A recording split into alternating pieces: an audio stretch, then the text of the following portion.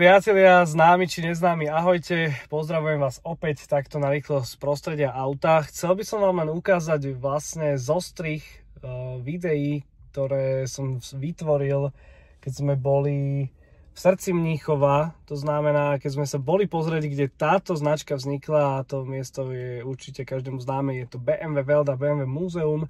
Takže som teda vytvoril nejakých pár videí, ktoré teda som tak spojil dokopy a chcel by som vám to ukázať a možno zároveň vás tak trošku aj pozvať, že pokiaľ váhate, alebo aj nie ste úplne že fanúšik značky BMW, myslím si, že ten zážitok stojí za to, pretože to, čo tam uvidíte, jak proste tá značka vznikala, čo sa týka nejakých jednotlivých generácií, nejaké tie športy, ktoré BMW spravilo, hej, čo sa týka motoriek, aut, je tam dokonca aj formula. Napríklad, ako je to proste niečo, čo osobne si myslím, že fanúšik BMW by mal vidieť.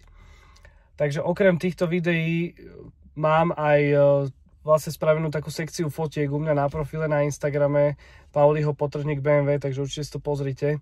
Mám to tam aj pomenované, že BMW Muzeum. Takže chcel by som vás teda aspoň možno na takýto, povedzme, virtuálny výlet pozvať. Verím, že sa vám to bude páčiť a že som vás možno aspoň trošku inšpiroval alebo motivoval k nejakému takému výletu.